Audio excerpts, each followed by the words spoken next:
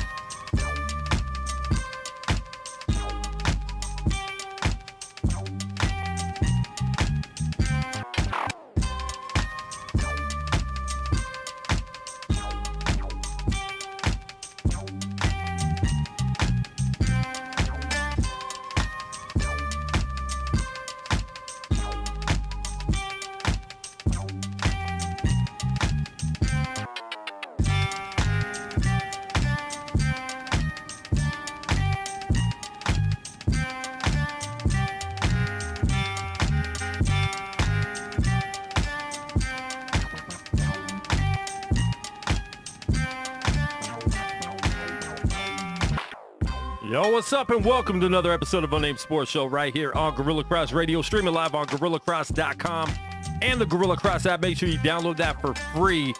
Can't beat free stuff. I'm your host, Quan59, and we got a big show for you today. Got my man, Bart Starr Dave, in the building. What's good? Happy to be back. I missed so many shows now. You guys are doing like every day of the week. Shows, man. Hey, Trying to get rid of me. Gotta keep this thing moving. I'm like herpes. I will flare up. Wow. I might need to change your name tag I'm here forever. to herpes.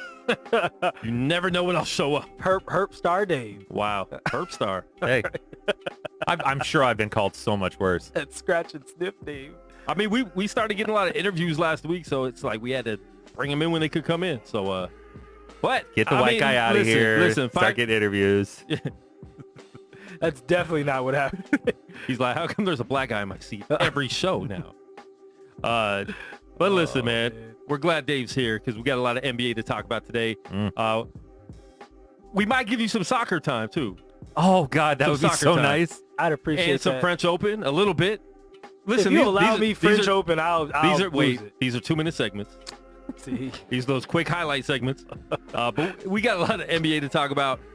We have a live phone interview with a Green Bay Packer legend, played 8 years with Bart Starr, was a roommate with Bart Starr. The late Bart Starr just passed away a couple weeks ago. R.I.P. Gary Knafelc. Did I get it right? Man, I told you to write it down I wrote it down. phonetically. It's Gary Knafelc. I wanted to see if you knew. Now I'm unsure. It's Gary Knafelc. You sounded very unconfident. He played 8 years with the Green Bay Packers with Bart Starr. So we're going to talk to him about just, try to get some Bart Starr stories from him, and also, Lombardi? just talk about how Lombardi, and talk about how the older NFL players, alumni, have been treated by the NFL in recent years. So we'll talk about that and some more questions that we all have to go around the room tonight on the show. Listen, if you like the show, please share it and call us up 702-608-3259. The question of the day: who took the worst team to the NBA Finals? Allen Iverson in 2001 or LeBron James in 2018? If you guys want to give us your opinion, hit us up on the Facebook live chat or hit us up on 702-608-3259. The NBA Finals is tied up. Golden State looks like they need to get some G League players to fill out the roster. Haven't they already? But they're still winning over and over again. We got that. We got Anthony Joshua versus Andy Ruiz Jr. Oh, yeah, let's talk Listen, about change that. boxing forever. Me and Dave are not working out anymore. we look like heavyweight champs, Dave. I made it. I made it. I'm here. Listen, I went out. I celebrated with tacos. I had tacos 2 days in a row. Listen, it is what it is. So 2 days. we're gonna talk about what does that do for heavyweight boxing. Was that a good or bad thing for heavyweight boxing? So we'll get into that as well. But first, I want to get with you guys with the question of the day. The worst team, and I'm not saying it is the worst team of all time going to the finals, but it's close. Out of Allen Iverson in 2001, versus LeBron James in 2018. Josh or Dave, who wants to go first? I'll let Josh go first. He's so confident. He is pretty confident. Quan, we talked about this a little bit before on our off-air podcast where we just have conversations. Listen, for me, LeBron in 18 isn't the same as Iverson in 01. Iverson in 01, he had a great team, had a great season. Honestly, I feel like, and Theo Ratliff and I have spoken on this, if Theo wouldn't have broken his wrist and would have stayed healthy, I think that finals could have turned out different. Could have. They might have won another game. No. Okay, I'll put it to you like this. So when Theo was there, because remember, this was Theo probably 27. I mean, he was one of the best defenders. He was like 27 or so in at that point. Athletic center was running the floor.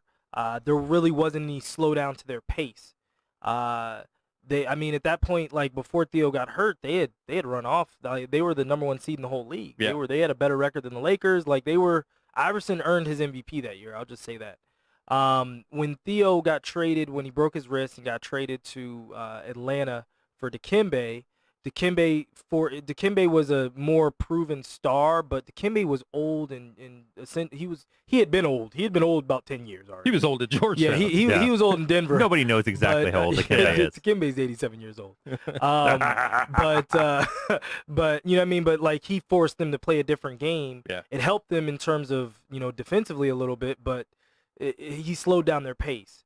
Iverson had no other All-Stars with him. If you look at the situation with LeBron, he still had Kevin Love.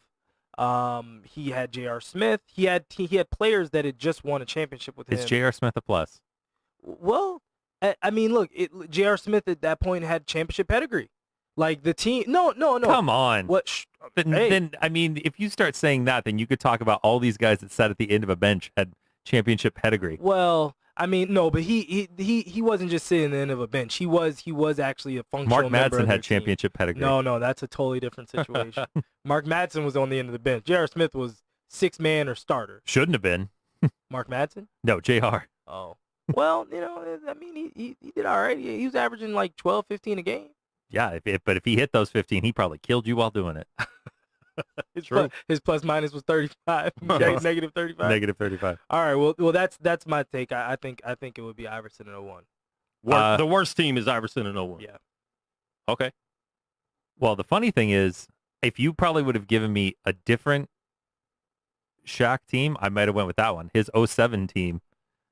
LeBron. See that, and that I think is a worse team than 18. Yeah, for sure. And that I would have had a tougher time picking. But when I looked at both rosters, and you have to remember, having Kevin Love is huge. Yeah. Kevin Love is a lot better than anybody else that he had. Yeah. I mean, your second best player was Aaron McKee. George Lynch. Definitely not Eric Snow. Definitely I think Eric Snow might have been on the LeBron team in 07 too. I think he was. So I think for me it was very easily just because of the presence of a couple serviceable guys like George Hill and Kevin Love's far beyond serviceable. Yeah. I think that you're talking about LeBron having a better team. Not that was a good team or a team that had any shot to beat Golden State, but they had just come from the finals. All they lost was Kyrie. That Sixers team after Ratliff, I mean, they had no chance. Yeah. None. The fact that they won a game, especially the first game, is borderline miraculous. Yeah. You look at that roster, it's like this team has no business being in the conference finals. Yeah. But the NBA reason they won finals. that game, too, is because Lakers had swept through the whole playoffs. Yeah. They looked at Philly as the easiest team they faced. And they were. And I think they just took that game lightly. Plus, let's not forget that the Bucks got severely robbed in that playoffs versus the Sixers. Yeah. That was also a factor. So I think we all agree then. I mean, I picked the 01 Iverson, too. Yeah. And we could talk about the 07 LeBron then, since it was so easy. And me and Josh talked about this before the show. I didn't put that one in there because, to me, that wasn't even LeBron yet. Yeah. But the fact that it wasn't LeBron yet might make it even better because he had less on that team. Danielle Marshall. Yeah. Ilgauskas was probably the second best Ilgauskas player. was way washed up already. Yeah, he was already done. He had Verjao. That was like Verjao kind of at the very beginning of Verjao. Yeah, but that's okay. So here is your roster: Shannon Brown, Oh gosh, Boobie Gibson, Drew Gooden, he had Shannon Brown on that team? he didn't really play, but Didn't yeah, I really- didn't know that. yeah. Larry He got Hughes, drafted by Ilgauskas, Damon Jones, Dwayne Oh. Jones, Danielle Marshall, Ira Newble. Ira Newble, Great Sasa coach. Pavlovich, Scott Pollard, Eric Eric Snow, Eric I was Snow right, there. Anderson Varejao, and David Wesley. That's the worst. Wow. How David they beat the Wesley. Pistons is still a miracle. Don't raise David Wesley. I think that's worse than That's the definitely worse. than the Iverson Sixers team. That's worse than Iverson team. Because you have an older Eric Snow. yeah. So that Eric Snow was bad young. Now Larry Hughes wasn't. He was a lot. That was He was probably the second best player on that team, which was he had to have been. he was Well- better than anything Iverson had. because but- that was right after Larry Hughes had just been an All-Star with the Wizards, yeah. like or Because they thought he was going to be LeBron's second Yeah. guy, and it Yeah. never really panned out like Did that. not. But skill-wise, he was. I mean, Larry Hughes was really good back then. Yeah, It just didn't work out when he went to Cleveland. Yeah, Man, that's It was hard to play that, with that LeBron one. then. That one's really hard right there. That one's really hard right there. That's a real Sophie's choice on that one.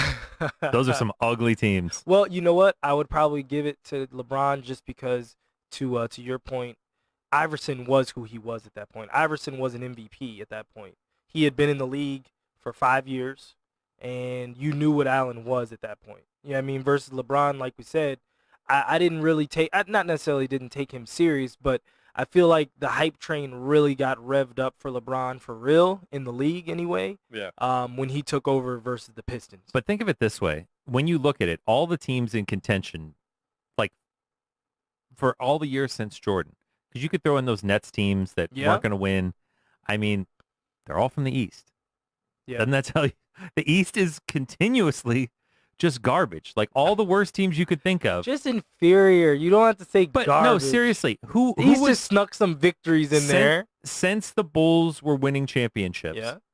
Who is the worst team from the West in the finals? The worst team, probably Dallas in 11. Dallas, but that they won the championship. No, I'm saying that's the worst The- team, the though. young- if the you, young if you look Thunder? at them. I mean, The Young Thunder, probably. Young Thunder. But Young saying Thunder at that's the the worst time. team. Think about that. At the With time, 3 Hall of Famers. At the time, but then it spread from there. You could probably go the Spurs '99 maybe. I don't think Won so. the title. That's Well, when they. well, That, no, that was no, lockout. that's when but they it was started lockout, dominating. and so that was kind of like because remember that season was like everyone Nobody was kind knows. of like it's Nobody a knows joke that just year. because Well, nobody knew they they were going sprinted to out. play the season. yeah. yeah, some of the guys definitely were not in shape like they were going to play the season. No, and the Spurs like sprinted to Yeah. like a crazy start, and it was like nobody was taking it serious. Well, the thing about these two, Iverson didn't have to go through the champion. LeBron had to go through those Detroit Pistons that were former NBA champions. So I Yeah. think, and that game he had in that series is what got them to the finals when he had 25 straight points. So, I mean, I think for that game alone, and for him beating the Pistons, whose people were picking them to win it easily Very Yeah. easily. over and, Cleveland. And by the way, that was a finals rematch we did not need to see.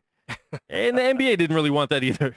Good Lord. I mean, not that the finals against the Cavs was any good because, I mean, the Spurs just It would have been a better series. ran right through them. But It definitely would have been more good exciting. Lord. That 2005 finals. Yeah. Worst Little rough. final. I mean, that almost killed the league. that had as much of an effect on the league as cocaine did. Wow.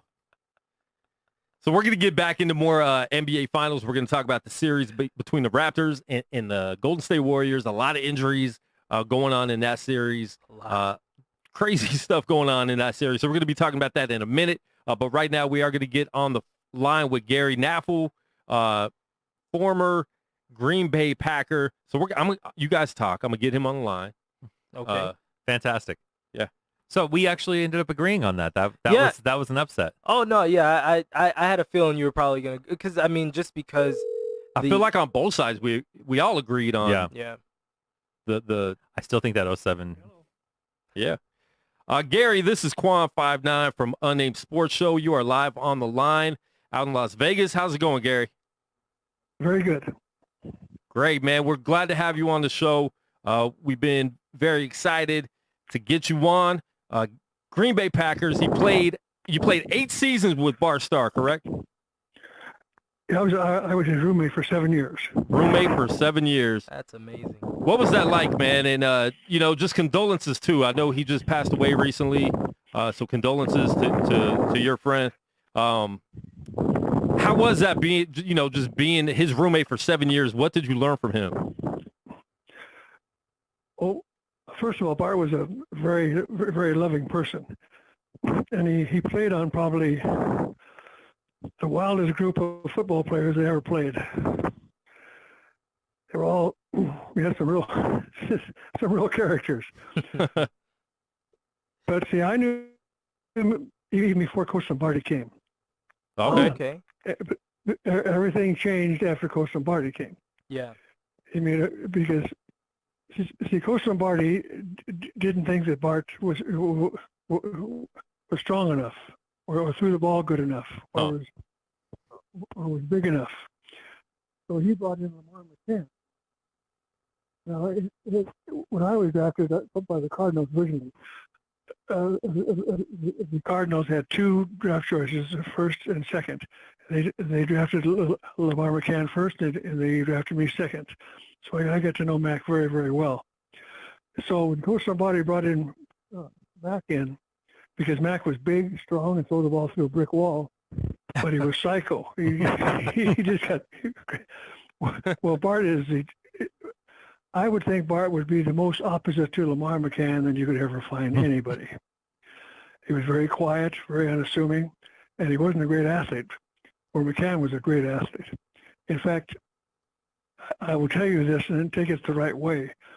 Bart was such a bad athlete that we played basketball all off season because we didn't make a lot of money. So we had 1 basketball game on Friday night, 2 on Saturday, and 2 on Sunday. Wow.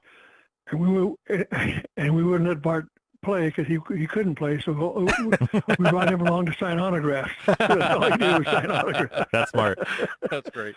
Keep him safe. Keep him healthy and upright. That's the mark of a good team. That's right. But it didn't bother him because he did. See what he did, even though he wasn't a great athlete, he never hurt you. He never made the bad play. And when he threw the ball, the point was up, and you knew when you made your final break, the ball was going to be right there, and it always was. Nice. That is so cool. Gary, thank you so much for being on with us today. This is Josh Williams here at the show, and I had a couple questions for you. It's funny to hear you mention just in terms of what you guys did off the field. I know many people don't know that. I know that people know that athletes weren't paid exactly what they're paid now, but during your time in the league, players actually had second jobs. They worked in the off season, and I was wondering if you could tell us what you did for work in your off seasons. I'll be happy to do, because I was very, very lucky. I got a job with the Miller Brewing Company. Oh my goodness, that's a good job. And the funny part was I would go all over the United States speaking at banquets. And then I went to Utah, and I spent a whole month there. And when I came back, I had all the articles and everything, because they would ask me questions, and it always came up that I didn't drink or smoke. That's great. So they couldn't believe that a brewing company would hire a guy like that. When we got home, and they read all these articles, they said, "We didn't know you didn't drink or smoke." I said, "You never asked me." Had they have asked me, I probably wouldn't have got the job. and not drinking, well, not smoking in that day for sure. You were definitely an anomaly. That is. Yeah, they were smoking on the sidelines back then. Ken Stabler used to smoke and drink in the locker room. It was different. It was different. See, I was born and raised in Pueblo, Colorado. Okay. And in Pueblo, Colorado, where we were in a small suburb called Bessemer, right across from the steel mills. Right across from it was a CF&I. Big. We probably had 4,000 employees. And there was a bar on each corner, one in between. We had one in between. And My dad could drink all day long. You'd never know.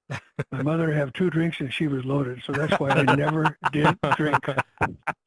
You didn't know what side of the coin you were gonna fall on. I never tried it. That is great. Now, Gary, did you think that the NFL would grow to this point that it's reached now, where it's the biggest league and a multi-billion-dollar a year industry? Did you see that happening when you played back in the 50s? I don't think we thought that it would get as big as it is today. We knew it was going to get larger because all the tickets were always sold out, and everybody was there watching the games. Yeah. I don't think we went to any of our games that weren't sold out. In fact, in Green Bay, as you're very aware of, the people will their tickets to their children. That's right. Yeah. I mean, it's a wild deal. So I don't think we thought it was going to grow to this extent, but we knew it had to get bigger because I said it, everywhere we went, there was all the people there was always sold out. Wow. Very cool. Now, Gary, quick question for you. As the son of a lifelong Packer fan, I would like to know, I know not counting any of the players that you personally played with, since you were the public announce dresser for so many years, who was the best Packer you saw that you didn't play with? That I didn't play with? Yeah. Oh, my goodness. We had so many good ones at that time. I would think Brett would have to be the best I've seen. Yeah. Yeah, he was something. He was great. So you were the public address announcer till 2004, correct? I was for 40 years. 40 years. Wow, that's tremendous. That's awesome. Mm-hmm. That's awesome. You would think I would have got the names right by then. I'll tell you a quick story. we were playing in Milwaukee, and Esiason was playing against us. And when I introduced him, I think I said assassin or something. It was wrong. I know that. So Boomer Assassin. Boomer Assassin. That's pretty good. He actually could have used that one as a nickname. That's not bad. Yeah.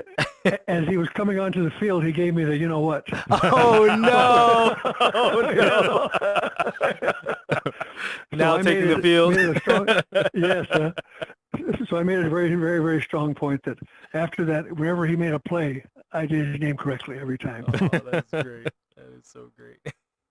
Now, I had one other quick question for you. I know you were on 2 NFL title teams. Considering those 2, right after that, you had the 2 Super Bowl teams that were both Bart Starr teams. Do you think your teams were better than those teams? I think we were equal to them. I don't know if we were better or not. I think the only game the game that we didn't play like we should have was against Philadelphia. We should have had 3 wins in a row. And that was partially my fault because as the field was iced up in the end zone, and I had to block the middle linebacker, and I'm coming down the field, I slipped on the ice, and Chuck Bednarik made the tackle on Jim Taylor and held him, and the ball game was over. Had I have made that block, I think Jim would have scored and we'd have won the game. That's amazing. You still remember the play, what happened. That is tremendous. Yo, we're live on the line with former Green Bay Packer Gary Knafelc right here on UNNamed Sports Show. Played for the Packers for 8 years. Roommate with Bart Starr for 7 years. You got another question, Josh? Just quickly, I know that Dave will enjoy this, or Dave's dad maybe more so than Dave. What made the vintage power sweep, the Lombardi power sweep, so effective in your day when you played? Well, I'm gonna have to brag a little bit now because the power sweep, and that was, every play came from the power sweep under Coach Lombardi, and the tight end has to make the call. Now the tight end which I played splits 10 feet from the tackle, right or left. If the linebacker comes down the line, you must stop him at the line of scrimmage and not allow him to make penetration, or he'll knock the guards off. If the linebacker goes up the field, you have to stop him, turn him to the right, and drive him to the outside, so the guards can go on the inside. That's how the sweep is made, and it's all on the block of the tight end. Wow! And it's amazing because I'll never forget. I played my first 5 years as a wide receiver, So when Coach Lombardi came, we were at a hockey game, and Vern Llewellyn, who was then the vice president of the Packers, said, "I want you to meet Coach Lombardi and Marie." And I was very happy about that. So I went over and introduced me to him. He looked right at me, looked me right in my eyes, and says, "You're going to play tight end for me." And I thought I was very humorous and had a good sense of humor. I said, "Coach, I haven't hit anybody in 5 years." He looked at me and says, he looked at me and said, "Where would you like to go?" Oh, said, no. I said, "You just found yourself a tight end." That's a smart move right there. Definitely. Definitely. So great. What's the biggest thing you learned from Coach Lombardi? I'm going to tell you something that's very hard to understand. What we learned from Coach Lombardi about football was wonderful. But what we learned from Coach Lombardi about life was everlasting. What we learned from him, we carried on to our life, through our family, through our community, and through our country, and through our nation, all because of his teachings. He was a great man because he taught all of us what we owed our country. And the worst thing we could ever do was let our country down. And that's what he taught us. Wow. Yeah, that's Boy, powerful. Your generation, you guys, I will be very, very sad when when time just continues to move forward. Certain morals and certain standards just should never leave. That's really beautiful, very touching. And that's something I think coaches need to keep doing more of. We have coaches that still do that they're teaching outside of the sport and they're teaching life lessons. But I think we need more of that strong coaching that's, because you're coaching a lot of these kids from the streets these days that they need life lessons. And we talked to, Greenwood the other day. He was talking about that, how his coaches helped get him to where he was. Yep. Right. Well, it does. Coach Lombardi taught us the worst thing you could do was let the guy next to you down. Yeah. And that carried it all the way through in all your industry, all your businesses, everything you ever did. There was always someone next to you who counted on you. That's right. No, that's great advice for everything that you do when you think about it. Yeah. That's right. Yeah. I mean, we're not in any industry that you're in. You're not in it alone. And that's those are very telling words. Yeah. Very, very. That's something I always tell you. If you think you're alone, you're going to wind up alone. That's a good one. and that's what's bad. But he was a great instructor. As you know, he was an assistant coach at Notre Dame, and he did things like that. He took us to the military academy, and we had breakfast with all the plebes. He did things like that that lets you know how important everything was. He just wasn't a coach; he was a philosopher. Nice. Now, Gary, who would you say was we were talking about that power sweep so much. Who was the toughest defensive player for you to block?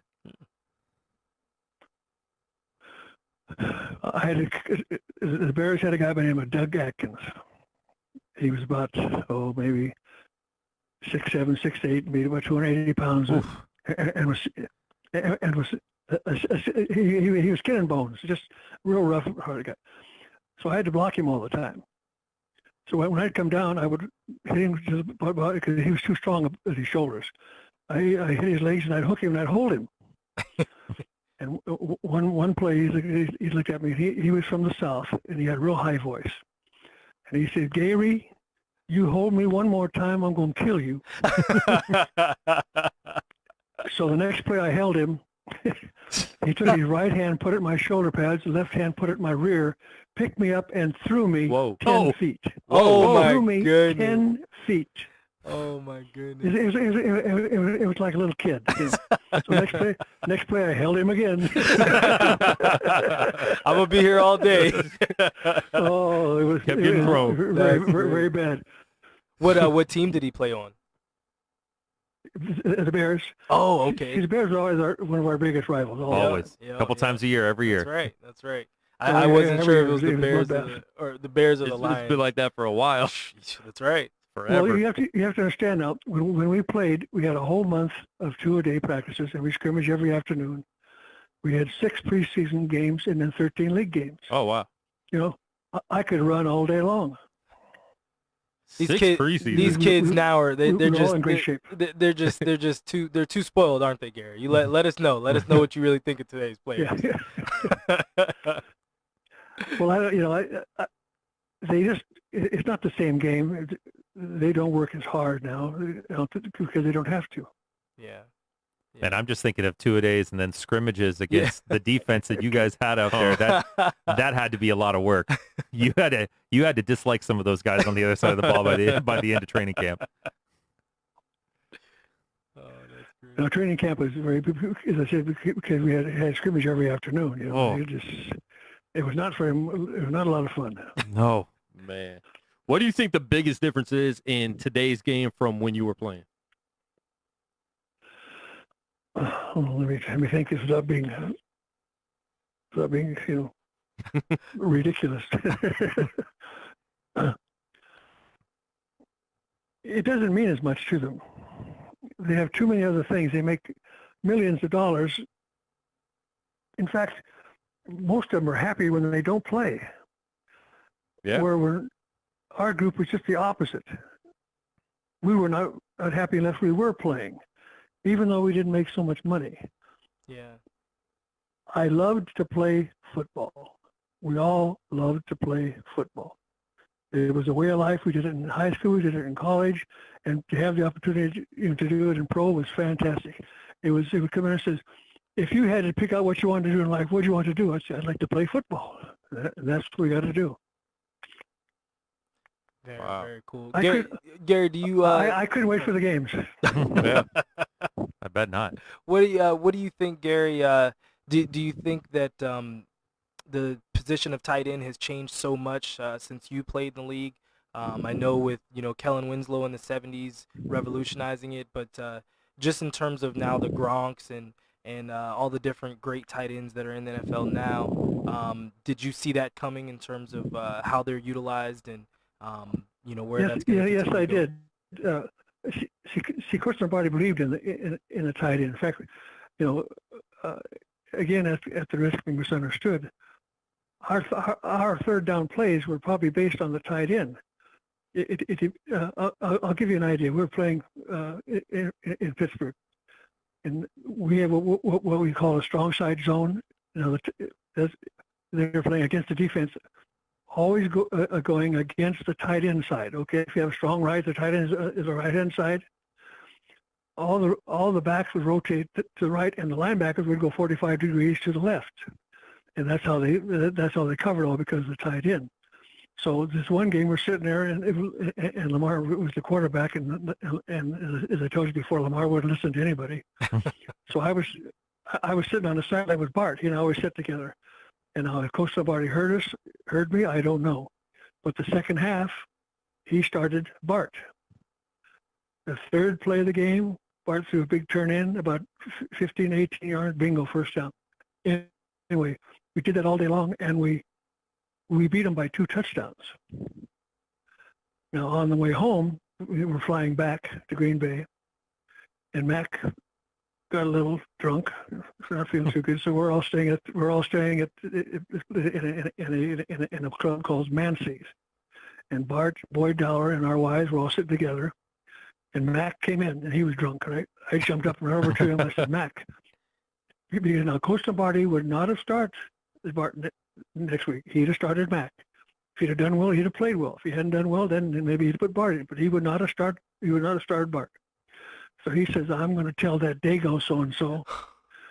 I said, "Mac, just go home, forget about it." He says, "Go sit with your girlfriend." He meant Bart. That is so great. So I left. He went back to the room. He came out. Next day he was traded. Oh, wow. So the next day he was traded. So the next traded, he was traded. So that's how Bart got the starting job. That Wow. is great. Now, Gary, just with all your time that you spent with Bart Starr, what can you give us some kind of maybe an entertaining story, especially with traveling so much? There probably have to be a million things that happened out there on the road, just between the two of you. We were playing San Francisco 49ers, and I got knocked out. I don't remember the whole fourth quarter. Oh. So we're all dressed. I'm trying to tie my tie. We all had to wear a coat and tie. I could not get the knot to my tie correct. I was going crazy. The fourth grade was next to me. So what's the matter? I said, I can't get my tie. So Coach Lombardi came over and the trainer just told Coach Lombardi my trouble. He came over and Coach said, what's the matter? I said, I'm in trouble. He said, oh, you guys, thanks a lot, you son of a bitch. and all the guys looked at me and they all said, I didn't say that. Bart said, yes, you did. Ever since then, I kept saying, did I really say, yes, you did? That's So great. I think I'm the only guy that ever got by with it. Oh, probably. Because I was out of my mind, that's why. He could probably see that your eyes were really far away when it happened. Oh God, I can't imagine what he thought. But even to this day, Bart would laugh about that. That's too great. Listen, the game's changed a lot, but it's still always been a physical game. So now in 2019, we have concussion protocol. Back then, it seemed like if you guys got hit, you just go back in the game, right? How has that changed, and how was that? Because physically, you sound like you're doing good. We've talked to other people that are a lot younger than you that, their mind's not right, their health isn't right. How did you deal with that back in your playing days, and how did you deal with that, after you retired? Well, during the playing days, you didn't even think about it because that's what it was. If you wanted to play, you had to put up with it. They wasn't said when a guy said how many fingers you had. We didn't say that. We said which hand. Yeah. So it didn't make much difference. If you wanted to play, you had to take a chance of getting injured. And I've had a lot of it. I'm maybe I don't sound like it now, but I do have a lot of problems with finding directions, how to get places, and I forget from time to time where I'm going, and I have some real problems. How soon? You mentioned like everybody else has. Yeah. How soon after your playing days did you start feeling those effects physically? Oh, I wouldn't say I could feel it. I had so many other things. I had a 3 knees operation, and my shoulder was bad. I've broken my nose, my jaw twice. Wow. I had so many other things I didn't think about that kind of stuff. Yeah. That is amazing. And I'm not sure if the NFL, I watched the interview from 2013 where the NFL hadn't done a lot to help, the players from your generation. Have they changed that stance now, or is that still something you guys are fighting for? We're fighting for it, but they're getting better. They're trying to help us. We have our monthly money they send us and all that kind of stuff. It's better now than it has been, and I think it's going to get better for the other guys later on. But for guys my age, it's over for us. We're not going to get it anymore. Yeah. And it's a shame because they're a $1 billion company. They have money, and it's a shame and it's good that they're getting better, but it's a shame that people in your generation aren't receiving what I feel like you guys should have received, because there would be no NFL without our players of your generation. Exactly. Built the league. Not even a question. Well, see, the problem is that I go to a lot of these NFL meetings. In fact, we have one here in 2 weeks. But when you go there, you're surrounded by these young kids that maybe played one game or maybe not at all, or just played a couple games and they're still getting some money. So they really don't. The guys in my era are more or less just forgotten about entirely. It's very bad to say, but that's exactly what's happened. Yeah. Everything is based on the new guys and the guys coming up because they are stronger, they're making more money, and they have more control. Yeah. Yeah. It's still a shame. Sad to hear. Yeah.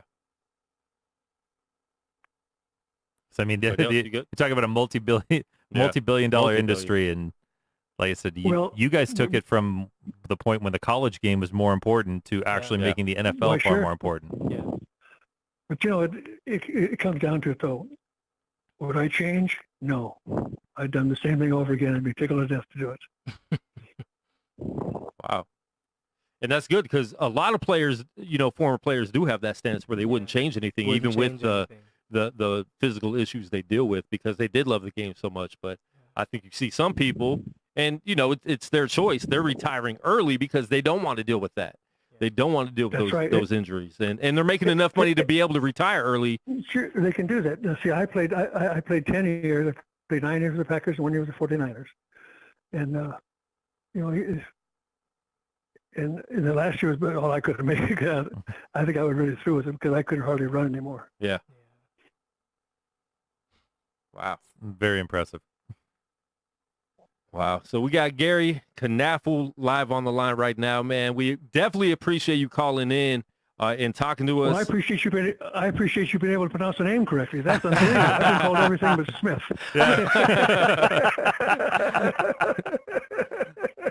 Listen, I was practicing. Josh was watching me before the show. Hey, we were making sure we were getting that right. Let me get this right. But one of our viewers, which happens to be my mom, says she loves your stories, and she wants you to be on our show again to tell some more stories.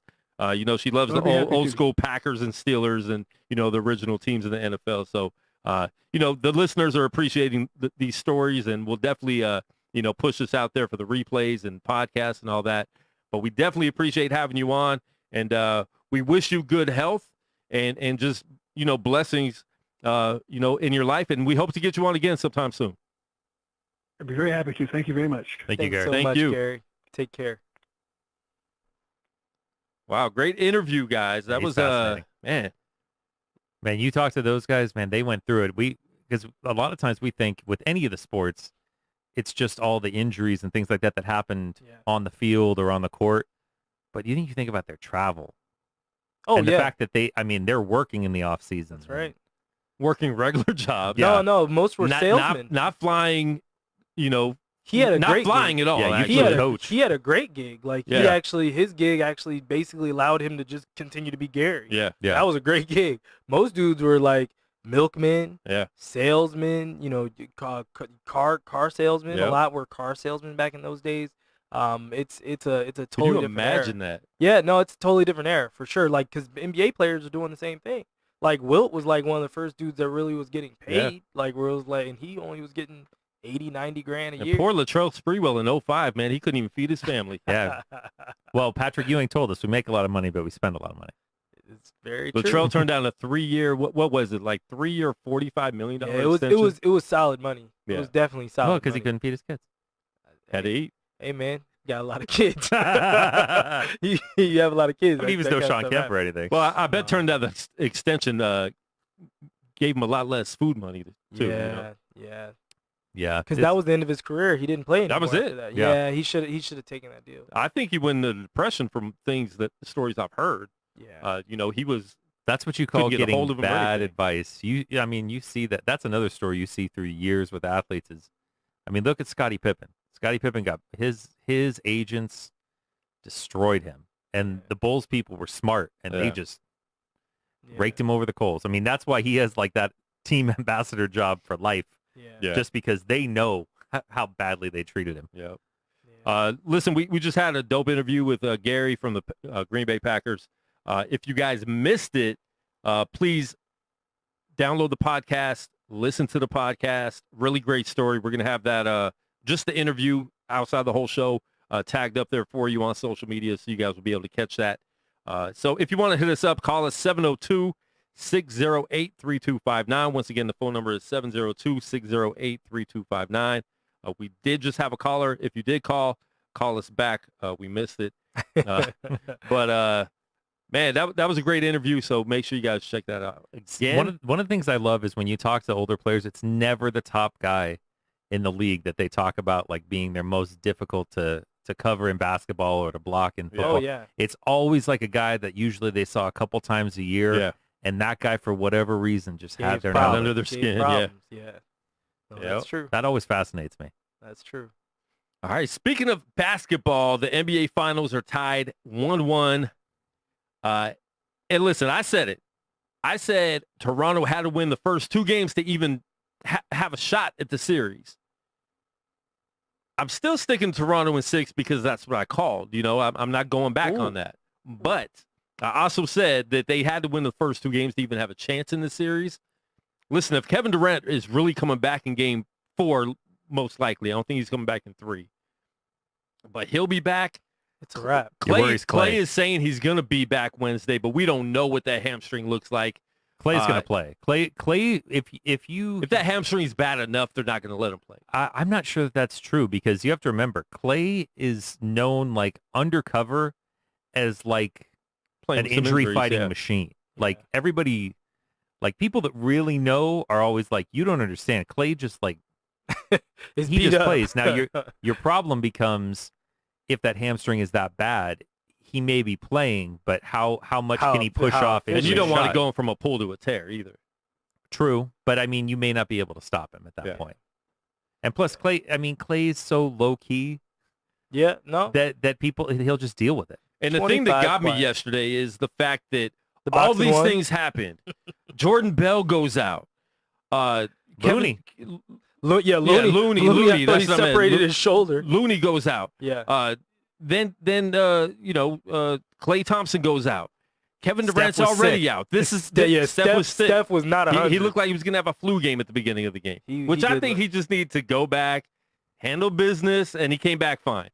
Sometimes your stomach's hurting. Yeah, you gotta go handle business. Well, they said they were giving him like those energy gels all game long. Yeah, he just looked a little lethargic. I don't think he looked sick. with all that happening, that was the time for Toronto to pounce on these people. Have to.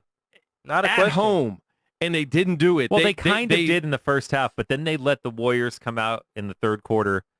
But even the end of the second quarter, they let them get back to where they were up like 10 or 11, and they got back within 6 at halftime, 5 or 6 at halftime. And right when I saw that, I even told my brother, I turned to my brother, I'm like, this game's over. But then they came out in the third quarter. It was ridiculous. They punched them in the mouth, face, kneecap, like they just kept swinging. Toronto was jacking up too many threes in my mind. Yeah.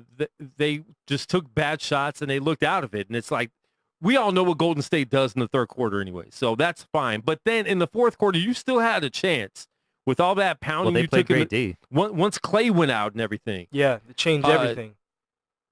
All the that's cutting. When you needed to go and just really pounce on them, and they just didn't do that. You didn't see that urgency from them. Your question for that is, do they have enough to really do that? This game, Siakam returned back to earth. He looked more like he's looked in the playoffs. Again. I said that. And Kyle Lowry can only do what Kyle Lowry can do. He plays tough defense, but he fouled out. Yeah, in the end, Van what is he Vliet is so giving much you? better than Lowry. He's giving you 13 and what, 3 assists? To me, none of those fouls on Lowry were like questionable calls. It's like he fouled out, but he fouled out. He fouled out. Yeah, definitely. And I think the biggest surprise to me, we talked about Cousins probably getting 10 minutes a game. He got 20-something. He was forced to. They started him. They needed it. But not only was he forced to, because if he was playing horrible, they would have Bogut in there. He was, though, for a good chunk. He was in there for a little bit, but what I'm saying is... I'm talking about Boogie. Boogie wasn't playing well that first stretch of the game. I mean, he started the game.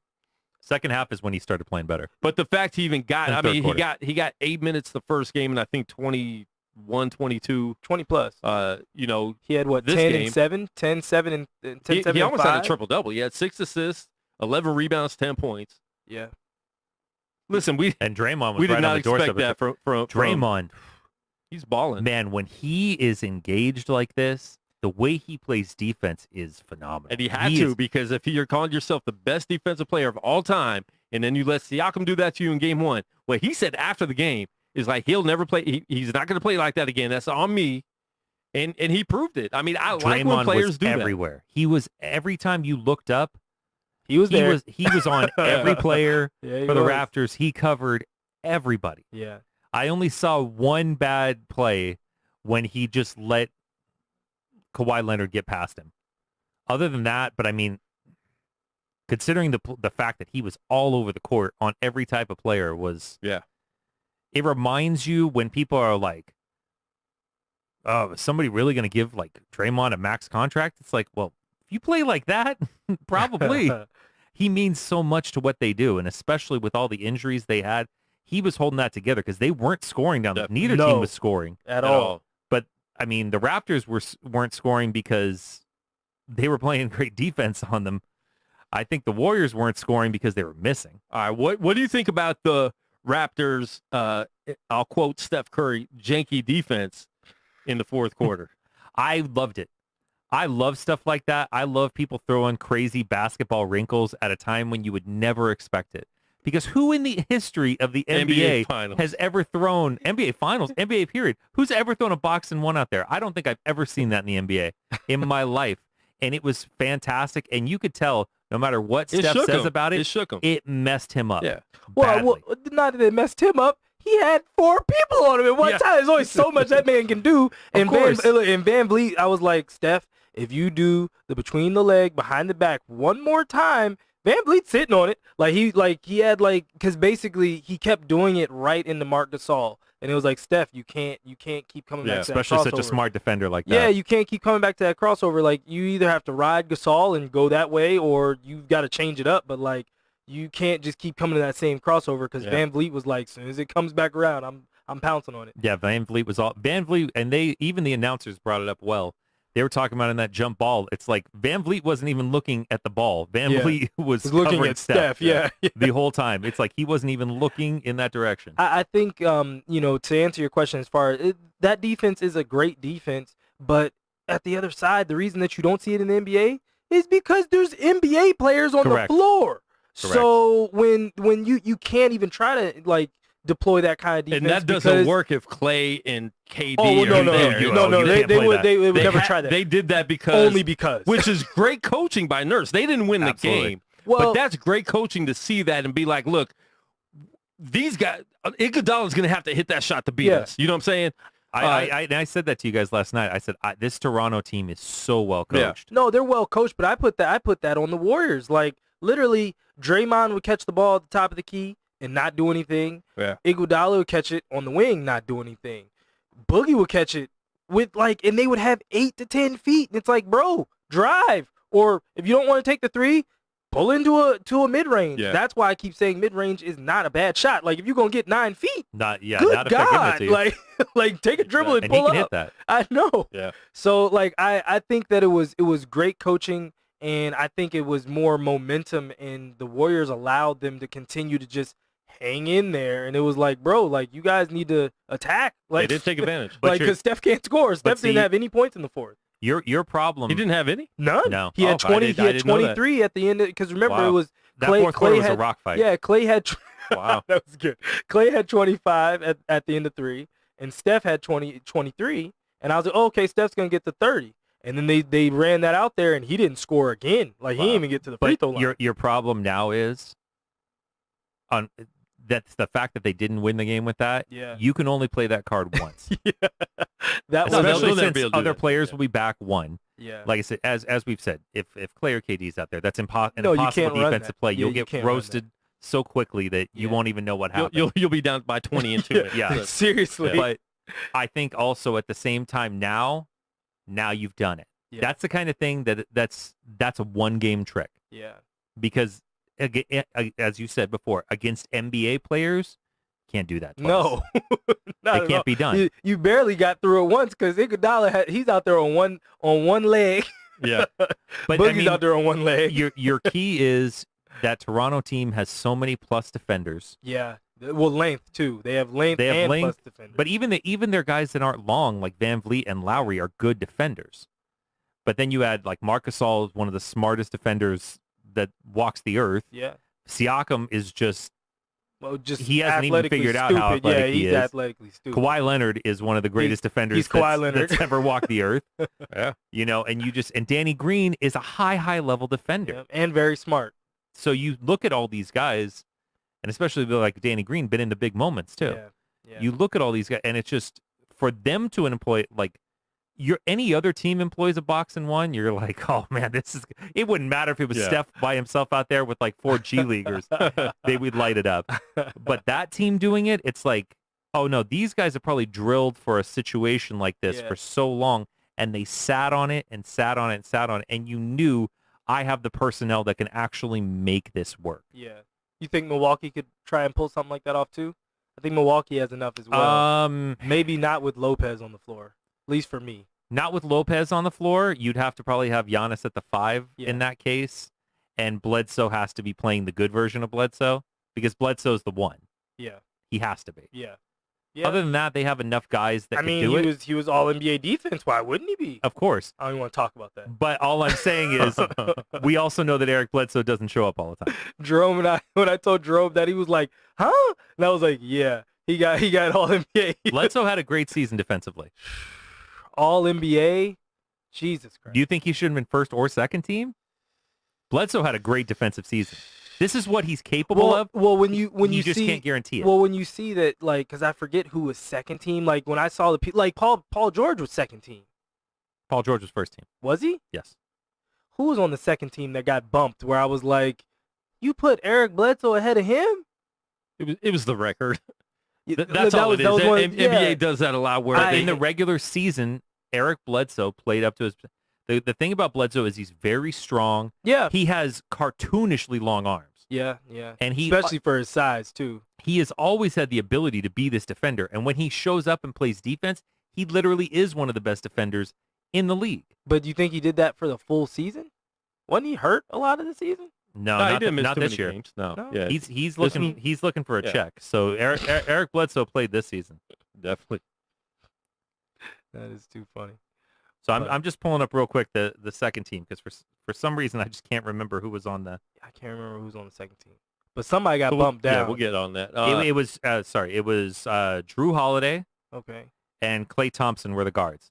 And Klay is a better defender overall, but Klay did not play great all season. No, he didn't. We talked about that during Klay, I love Klay. Klay is one of my absolute favorite players. He probably is one of my favorite players of all time. Klay did not have a great year. Yeah, He really didn't. Favorite of all Draymond, time. Joel Embiid, and Kawhi Leonard rounded out the second team. that's right. And Kawhi, he just missed so many games. Yeah. That was the thing about Kawhi. I really didn't have a problem with the all defensive teams. People freaked out because they saw like Marcus Smart and Bledsoe. That was another one too that I thought Smart missed too many games. Did Marcus personally. Smart play? Where was he? Was he third or what team was he on? First. He was on first. That was the other one. Like, yeah, like, that's what I wouldn't was have had saying. Marcus Smart He first missed a team, lot but of I would have had Bledsoe first He team. missed at least 20+ games. But basically, the first team was the three Defensive Player of the Year candidates, Bledsoe and Smart. Smart is the one that I could have seen be bumped down. Probably personally, as much as I love Klay, more for Drew Holiday than Klay. Hasn't Drew the had a NBA more always done consistent that year. though? They always perceive somebody as being a great defensive player. Yeah, There's always players in the league that they just seem like they're perceived to be great, yeah. and then they let the refs treat them like they're great. Yeah. Not to be the Laker hater that I am, but Kobe Bean Bryant got some all defensive team honors that he definitely did not deserve in the throughout his latter career. in the latter part of his career. Yes, Kobe at the beginning was a great There you defender, go. but Kobe reputation got on all defense teams. But I'm that he did saying not belong I'm on. saying more like the Bruce Bowens, like the people that weren't stars. Don't talk like, to me about Bruce You Bowen. can talk about Michael Jordan and stuff like that. Of course, they're always going to get accolades after the fact just because of what they did for 10 or 12 years. Bruce Bowen is before. a garbage player and a terrible human being. He He tried to hurt people. He's not a terrible human being. When you try to take Listen. away people's livelihoods, you're a Hey, terrible human being. Listen, real quick, we got a phone call live on the line. Caller, what's your name? Where are you calling from? You got lucky. I'm calling from Willits, California, Warrior Country. Warrior That's my country. dad. Oh, wow. Yeah. I was watching the game last night, and I saw that pass from Green going to Cousins, and the Trento guy tipped it, and you could see the ball change direction. Yet, even with the replay, they said it was out You're on. talking I about thought that Gasol. too with Marc Gasol. It definitely changed trajectory, and I was like, well, maybe they see that because like it also could have touched Draymond's fingertips as it was leaving. After. Yeah, it looked like it might have touched it a little bit, but they never zoomed in for me to even take that look. So I thought it hit Marc Gasol's forearm. I thought that's it did what I too. thought I saw, but I Yeah. mean, I feel like they need to change the rule. If you're the one pushing the ball out, even if it does touch somebody, you're still the one. Because we saw that even in college basketball. Like, those plays are so odd. Yeah. Then it's like you're technically the one pushing it out. If it like literally goes off his arm, but if it's that close, I think you have to give it to the dude that's hitting the ball out of bounds. I would have stayed with the call just because it was that close. Yeah, it was that close. I figured that's they the were. problem I have. I I did not figured they see would enough have to be stayed with the reversed. claw. Yeah, I did it not was, see enough to be reversed. that was my thing. I didn't think that they had enough there.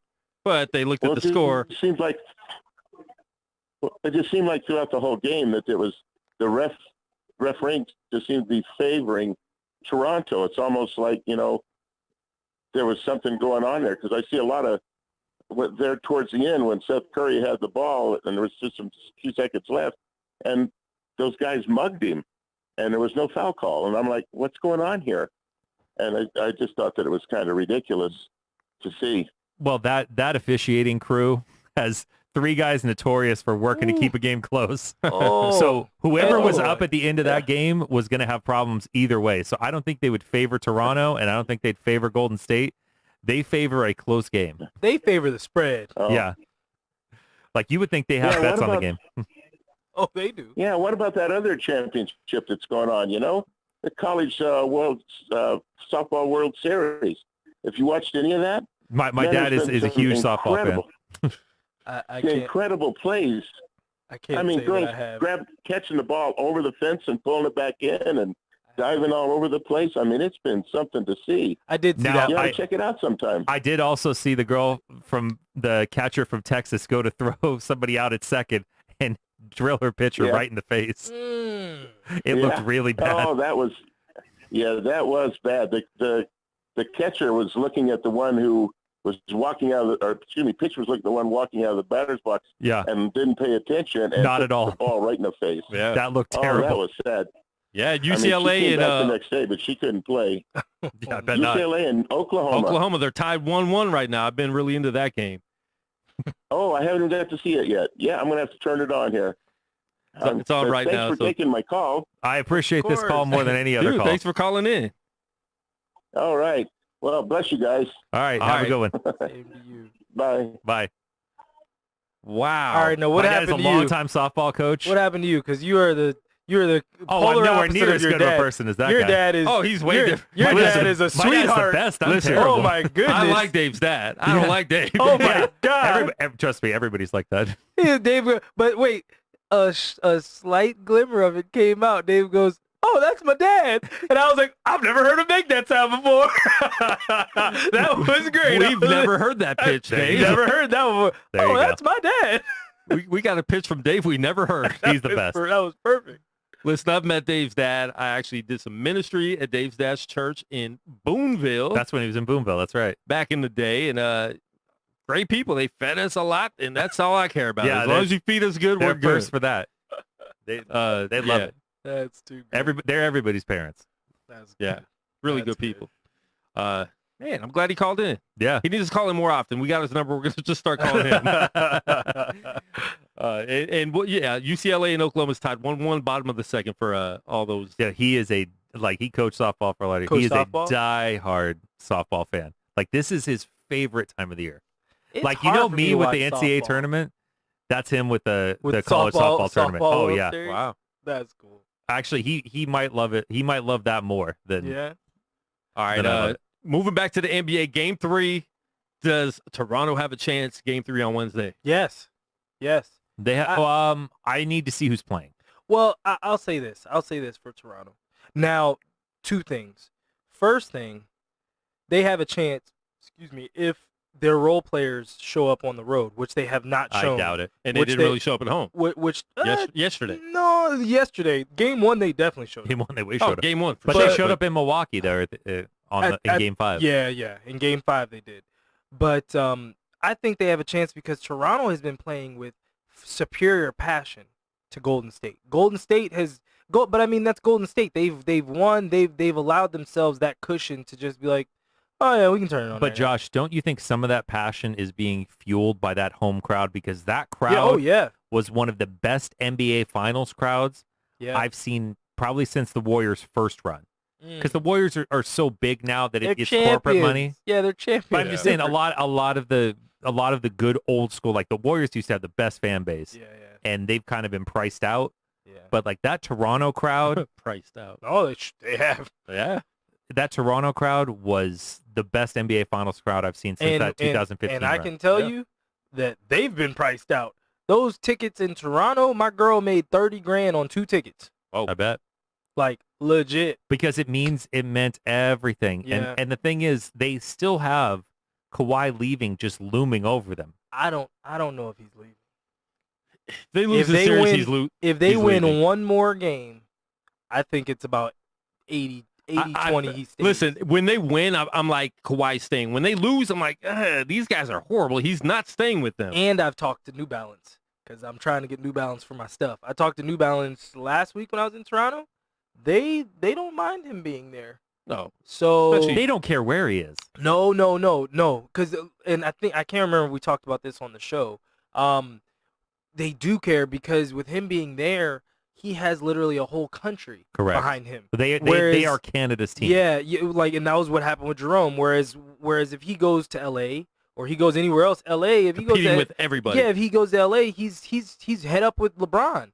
New Balance don't want to be head up with LeBron. Well, not only is it head up with LeBron, even if the Clippers won a title with him, yeah, that's still a Lakers Laker town. Yeah, exactly. It will never stop being a Laker town.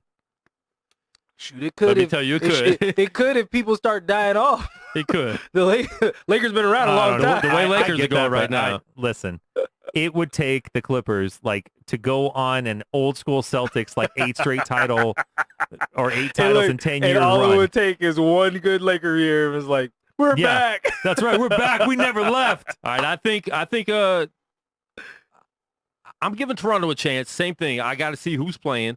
Yeah. If KD practices KD, tomorrow, they're saying game 4. Well, I'll put it to you like but this. then if Clay is not right, his MRI got delayed, so he hasn't even has an MRI yet. Of course Plus, Clay was playing great yesterday. He was. Clay was on fire. I'll put it to you he had the first 11 of their 13 points. I'll put it to you like this.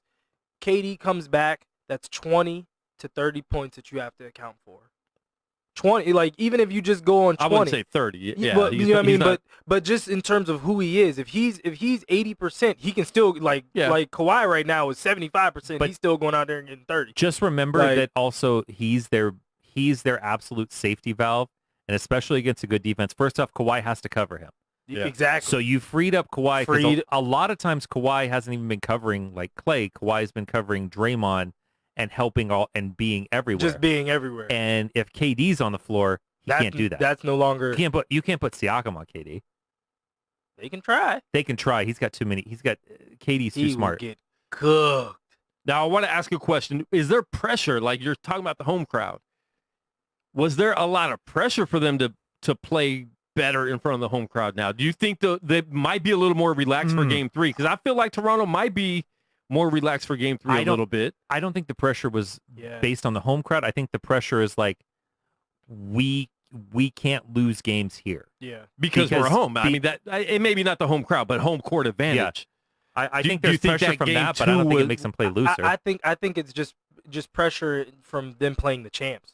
They can't afford any missteps. They have to be. That's what I'm saying in terms of their passion. Yeah. Their passion has been on 12, and that's been the hardest thing. Like I was gonna say earlier before Dave's dad called in, the second chance points. If you want to really look at a stat that makes me a little bit more nervous in terms of Golden State, it was 15-0 at one point in the game. That's a big chunk because they've been really think about how many good defensive possessions Golden State's had to a tap, tap, tap. Oh, it got in the rim somehow. And that basically keeps these games close and tight. Yeah. Where, you know what I mean? Because Golden State has struggled to really execute their offense. They haven't really been getting to what they want consistently. They can get to it for a little stretch, but the switching and what they've been doing to Steph has really bothered Golden State a lot. I will give Toronto that for sure. Yeah. All right. Tough call. I mean, Toronto's not going to go away. Kawhi's a robot. He's not going to allow them to go away. He's sneaky. By the way, the one thing I didn't bring up to you guys yesterday is he is sneaky strong. Oh, yeah. Yes. Kawhi is crazy strong. Yeah. When he gets contact, it doesn't seem to affect him all that much. No. You see other people but he also doesn't flail around. It's just he just powers through it. Yeah. And still draws foul calls, but it's just oh, my gigantic hands and you hit me, but it doesn't matter. Well, you saw him roll over 2 dudes. It was I think it was Draymond was one and a bigger guy. I feel like it was Draymond and Boogie. Could have been it was Draymond and Boogie. That's crazy. Well, for the and one. I mean, he did land before he shot the ball, but at the same time, it was still a great move. And did his expression change at all? No, not at all. Not even the only time his expression has ever changed is when he had the blue tongue. with the game-winning shot against Philly. Oh my goodness. I actually was watching like when I was watching some of the clips from First Take and whatnot. They slid in a clip from this year's All-Star game, and Kawhi put his hand next to Shaq, like they kind of like matched hands, and Shaq's hand was like that much bigger than Kawhi, and I was like, oh no, The Kawhi's hands are gigantic. that's insane. Like The more Shaq's insane hands thing, are stupid. the more insane thing is how good of a shooter Kawhi is with those hands. Exactly, because remember Shaq had to do the he had like the P in his hand. It was the princess and the P. Like it was bad. All right, I want to talk about Kawhi because he's suing Nike over his claw logo, and I want to get into this because I read up on it after we talked. So he is the one that drew it initially, and he probably had other people. He drew it? I mean, it's not a very hot logo. It's not the. It's just It's a claw. It's his number. It's his his name. initials. It's his name and it's like a and K. a number. Yeah. So I mean, maybe he didn't finalize. He wasn't on Photoshop finalizing it, but he drew it in college. He's been he's been working on it for a long time. So what happened though is he's suing them because they used his logo and copyrighted. So I've been in the music business for a long time. The biggest thing is to copyright your stuff, because once you give it to the label and you haven't copywritten anything and you give it to this distributor or whatever, I can copyright your music if you record it in my studio and you don't copyright it. Yep. And you get hot off of that song, I can go and copyright it if you didn't copyright it. Correct. And so for Kawhi or his uncle to not know this, and now they're trying to sue Nike over Uncle the Dennis. logo. That's a losing battle right there. Well, I mean, It is, but I'm not sure. Like, are they trying to get money, or are they just trying to get that logo so they can use it. use it for New Balance? That logo is terrible. What do you care? I don't mind it. I like it. I like the concept. Yeah, it's not. I mean, it's not hot, but it beats the. Never mind. I'm not messing my money up. It's all right. Solid. It beats the New Balance logo Solid from shoes. 1940. Solid shoes. If Very, you need orthopedics. very, very excited to potentially work with them. I really, I don't have a The problem with last New person I Balance know who overall. wore New Balance was James Worthy. Oh, go ahead, Dave. I have no problem with New Balance overall. The one thing I do have a problem with is the fact that in just the most bland letters on the back of his shoes, it just says Kawhi. In Arial font. Arial is a little too expressive for this font. Times New Roman. This is Times. This Century is Logic. Times New Roman. Century Logic. Kawhi. Gothic. Kawhi. Oh. It just I have no problem other than that. I'm sure they're probably comfortable as can be, Yeah. but the fact that it's just like Kawhi. I like New Balance running shoes. I haven't really had any other New Balance shoes before. The more and more I've seen, like, his shoe doesn't look that bad in certain colorways. Like, I like other colorways more than others. He's trying to sell. Right But now. Hey, I am. Do you really want to give Kawhi that many colorways? It would seem wrong. Like if you saw like like He just pink, needs one. like pink and like bright green No. Kawhis. Not his game. Yeah, and I saw that at Kawhi. I'd be like, who did this to you? Well, I will say the one thing about his shoe, the strap that's like kind of in the middle, like it's like just this random strap. I'm like, I wish they would have actually, instead of putting it in like floating on the heel, if they would have actually did something with the midfoot with that, kind of use the strap as a. It's the as a first way shot. to- I think the Kawhi 2s will be a lot better than the Kawhi 1s. Yeah. No, who comes out with like a hot number 1? Not many people. Michael Jordan. Not many. Shaq. Shaquille O'Neal. Allen The Iverson. first Pump Shaqs were not hot. Pump those up. Allen Iverson. Those first Shaqs His were first Shaqs were crack better than shoes. the Target Shaqs he has now. Well, Well, of course. well, I mean, that was Reebok. That was Reebok when they were pumping out heat Yeah. at that point. Let me think. Penny. But Penny didn't get better. Gary Payton. Oh, they got better. Gary. Gary Payton's were classic. Tim Hardaway, the Air Bacons. No, those Tim Hardaway ones were not Ooh, good. those Air Bacons were fire. What Now, do if you you want mean? to talk about Gary I Payton remember with those those. gloves, Yeah, The Gary you Payton know, were- you know, Gary I'm Payton there for that. I already know what you're thinking about those. Let me think. Who else? Get back when you. The gloves, I love them. Bo Jackson. Secretly, one of the most uncomfortable shoes ever. Really? You thought they were uncomfortable? It's the Oh, plastic that pieces. the cage that was on the back. Yeah, it did rub my. I had Yeah. some Larry Johnson Converse. Those were nice. those looked better in the day. And then when they re-released them, I was like, why in the world did I ever wear these ugly shoes? These shoes are terrible. There's a lot of shoes like that where you look back on it, it's heavy. like, how did he jump? Converse were heavy back then. I think that with a lot of shoes. They were heavy like, until Nike bought 'em. Until now, there were a lot of years with like LeBron where it's like I would need to wear them just because of the cushioning when I was playing. Yeah. But it was just like, These are good Lord, boots. how it's like LeBron is even stronger than you realize because these things are like Timberlands out on the court. Oh man, Like Timberlands with steel toes. steel toe Tims. Uh-oh, boxing time. Bang, bang. Boxing That was segment. such a weak boxing bell. That wasn't Ding, bad. ding, It was ding. all right. It was all It was right. a video game. I'll allow it. Ding. Listen, my problem is I test these sounds live on the air. But listen, some of them become icons of the show. Quirky Party. Quirky Party. Quirky I had no idea what that was going to sound like. Damn, right there.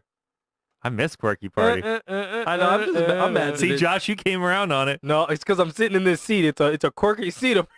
It's a quirky seat. Wow. Hey, that seat's been very good to me when Quirky Party's playing. It's a quirky seat. Of course, any seat's good to me when Quirky Party's playing. That's true. All right, we all didn't watch this fight live. Let's admit it. Oh no, I didn't. I didn't even. I was gonna boost it, and I didn't. I thought it was on later. I forgot it was in New York. That's what I. We're I'm not used to gonna the lie. Vegas games the Vegas fights that they that- start at that is 7. why The it main would happen. event starts at 9. That is what happened. This thought was over was by gonna 8 be something. such a comedic joke. It was supposed to be Joshua's first fight in the U.S. Let's put him Yeah. up against somebody that he'll beat in 2 rounds. He'll murder this guy. which he probably would have beat the guy that got busted on PEDs 3 times. And Ruiz, no, not he was the replacement. like a backup. Oh, yeah, took they the had him fight fight. late. They had him fighting somebody else that got 3 PED busts. He did. I do remember that. I do Yeah. remember seeing I that. can't remember the name right now. Because he was actually claiming that Joshua was doing PEDs and then he got clipped. I do remember that. I remember that story. Wow, I did not. I forgot. Wow. That's Trump administration style, man. You get out there and you say they're doing it when you're doing it. That's right. You get ahead of it. Let's get ahead of this problem. Pray for Trump. Oh snap! Ah. Yes, I am in Vegas. All right. Okay. You Well, let's want to share that with the class? Yeah, sometimes. Share it with the class. No, I mean, no. since you brought Oh, it I up. thought you were. It's my homegirl from Atlanta. Oh, No, Home girl. We work together. We work together at Okay. the Wizards. what kind of work? Wizards? Oh, you What? making things disappear. Oh my God! For my next trip. It's magic. Wow. Hope Urban. it's not Magic Johnson. Urban. Oh no. All right, so what do you guys think about this fight, man? Like, at first I was upset because I'm like, this is going to kill heavyweight boxing because now we're not going to get Wilder, Joshua like we wanted. Like, these are the 2 boxers we wanted to see fight. We have Fury actually fights out here on the 15th. And then he fights Wilder. And then he fights Wilder probably in next year. So, I think we want to see that rematch again. But ultimately, we've wanted to see Wilder versus Joshua for a couple years now at least, right? yeah. My first initial reaction was this kills heavyweight boxing because we wanted to see this. But now, listen, It's the opposite. they're going to be able to, and I'm excited now. Like, it took the next day for me to wake up and realize, like, this is crazy. This actually brought some type of drama to heavyweight boxing that we've been missing for a long time. But not just that, but Joshua's been on the Klitschko brothers plan, which is stay in Europe, Don't fight a bunch of leave. people you can beat, Yeah. and keep cashing checks. Yep. But this forces him now that he has a loss on his record, this makes a Wilder Joshua or Fury Joshua fight much more likely just because, He can't run anymore. yeah, it's just he doesn't have the undefeated record anymore. So Yeah. there's nothing to really like chase. That I love stuff like this because this actually makes heavyweight boxing better. Yeah. Because the thing is, it's like if getting caught by Ruiz puts you down like this, now Wilder is Wild is a good part of his name, but man, when he connects, It's over. you might have to contact somebody's next of kin one of these fights because he's gonna kill somebody. And I mean, He apparently saw, wants to. we saw Ruiz connect, and that's, I mean, listen, man, I'm looking at him. he doesn't look like he's a fighter, but when he was hitting, he was pounding him hard. Oh, yeah. I mean, Well, no, he was jumping getting him. some super hard hits in on him. And listen, he was flustered for a while. Yeah. You saw some of the hits he took in the 4th round. Yep. And I don't think he recovered from those. He was never right from the 3rd on. After those 2 knockdowns, his legs Was weren't that under the him. 3rd round? It was the 3rd round. Okay, His legs weren't under him the rest of the fight. The rest of the fight, his legs were shaky, wobbled. And I like when the ref finally called it. He's in the corner, and he did the surprise look like, why are you calling it, knowing that he wasn't trying to go back out there? No, he was messed up. But I mean, if you look at it, Ruiz, he fought the underdog fight. He came out throwing, even after he got rocked, he was throwing bombs. He was. And you know who's most exciting about this? The Zone app. Oh, by God, yes, because nobody cared about this fight enough to really. I mean, you have to.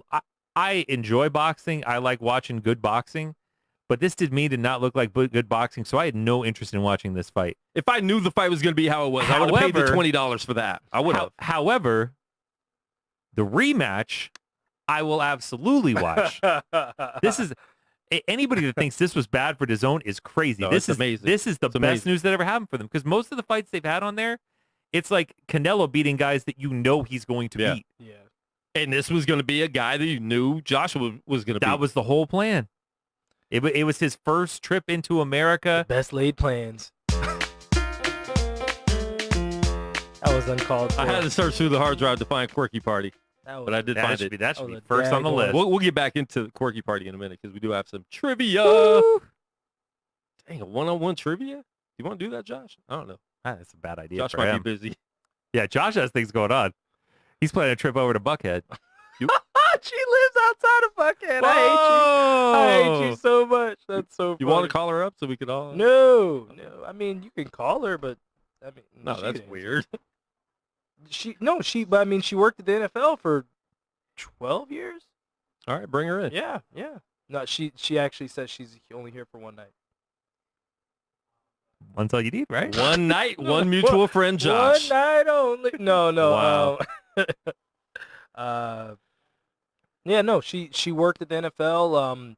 She worked with the Falcons for some time. This dude's doing one night stand calls live on the air. Those stand calls. He said in like pictures of him doing the Dirty Bird. Wow. That's too funny. Crazy. Anyways, Oh man. control yourself, Joshua Williams. I know I'm controlling myself of thinking when the Dirty Bird made it on Madden, and I was so excited because that was a great time.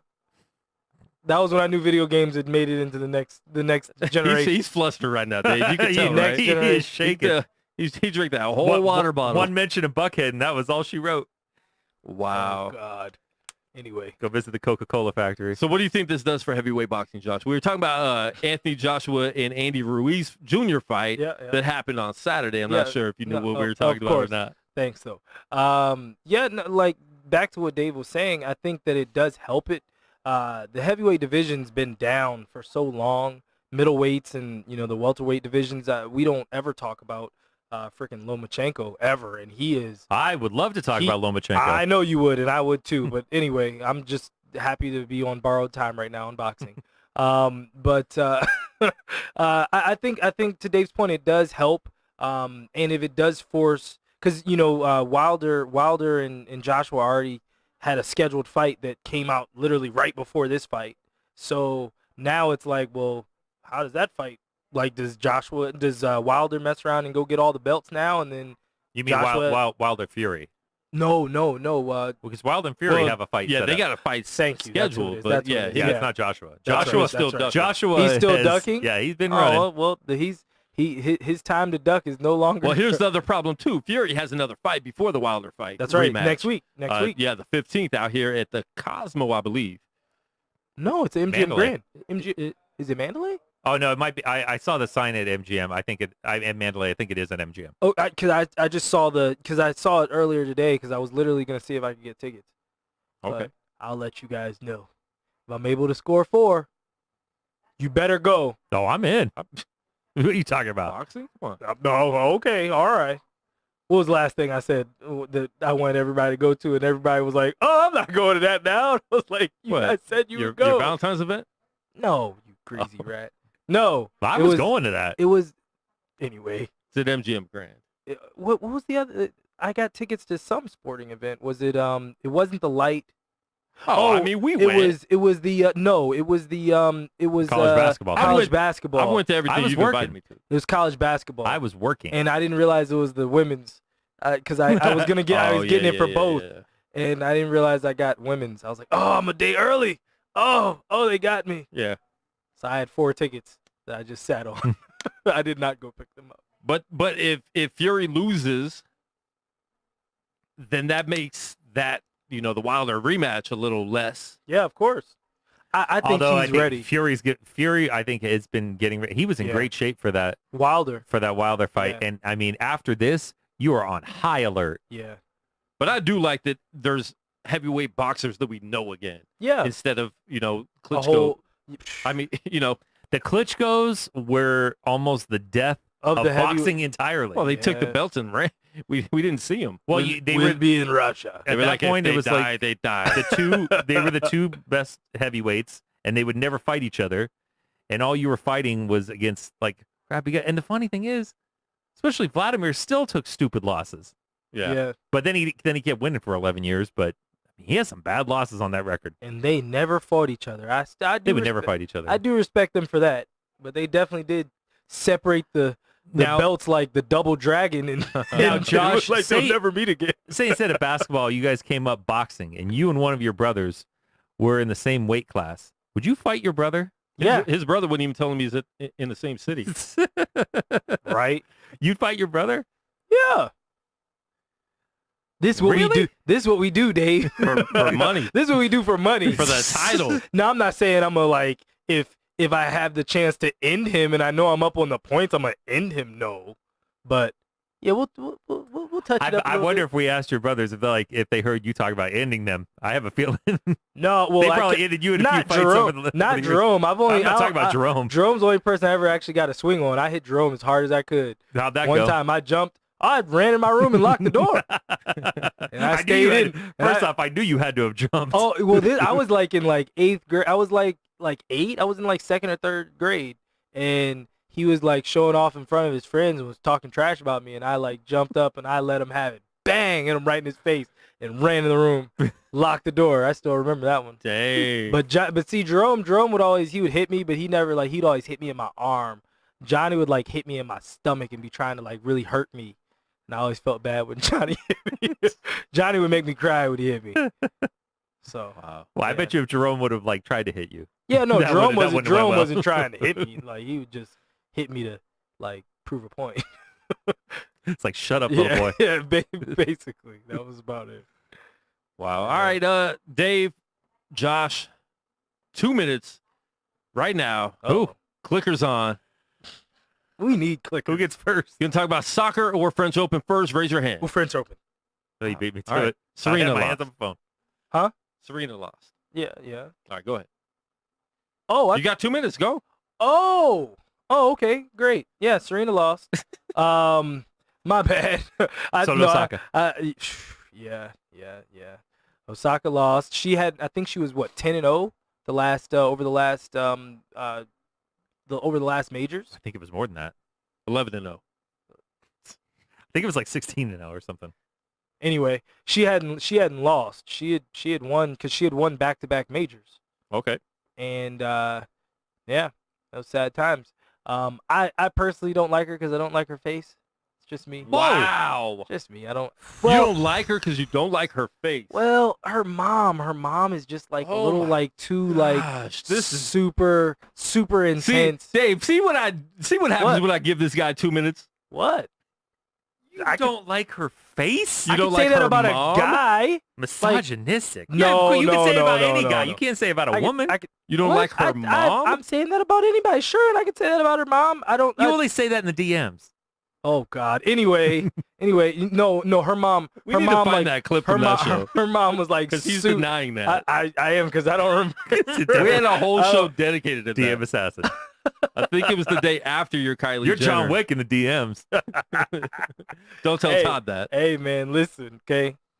You say, look, Todd's not I've credit anymore. had to jump into some people's DMs before and set them straight. And they were women? But they were all women. No, it's some guys too. Rarely. No, Occasionally. dude.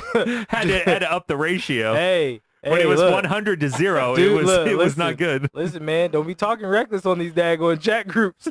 You don't know I me. talk reckless nonstop. But see, you do Well, the it chat usually. group's different. Usually do it to people you know. But like, I mean, like when people are Oh, like, I don't talk to anybody I don't know. yeah, like people that I don't know and you don't know me, and it's like, oh yeah, blah blah blah. Like, yo, bro, like I'm gonna need you to ease up. Hey, a little girl. bit. You don't know Hey, me. girl. Hey, girl. I'm going to take this to your DM. I will slice you. I hope you're I never will able to kill have you. kids. I will kill your family. Your face is ugly. Your mom's Your ugly. mom I is the didn't- worst. I didn't say she was ugly. I said I don't like her face. That's That's saying saying that she's her ugly. face is ugly. That's not what I said. What I said, don't you like about her face? The ugliness? I was ill prepared for that follow up question. Oh, You should have said the part that made the follow-up. Yeah, there But, shouldn't have been that. Oh man, but Nadal's winning. No, what Djokovic- don't you like about her face? I don't know. She has a weird intense look when she plays. I don't know. Well, maybe because Oh, she's man. intense.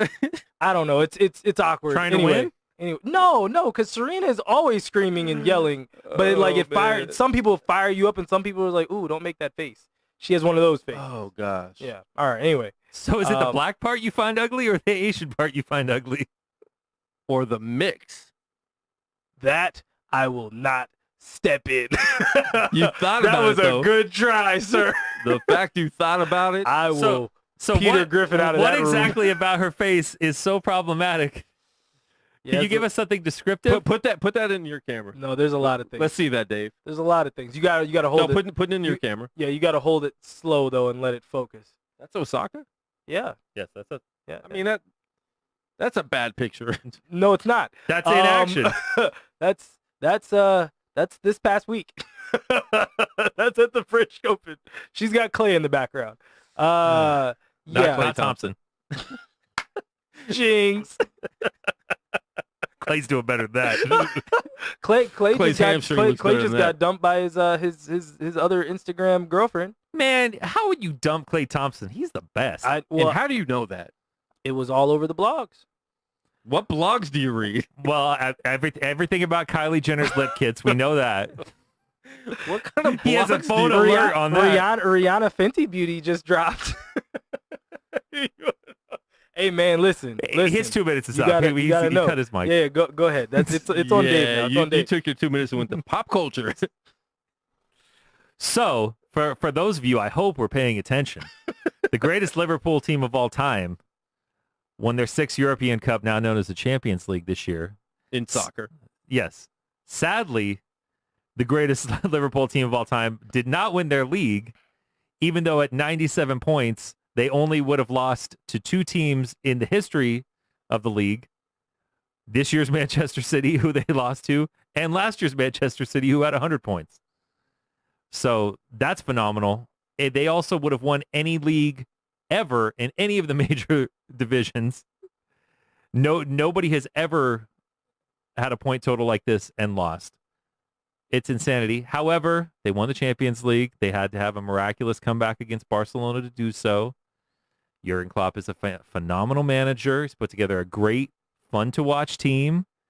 They handled Tottenham the entirety of the game. Now, granted, they were lucky to get a penalty right off the bat. They did not play all that well, but then Origi scored to put it out of reach. And Josh is wearing a Spurs jersey. Yeah.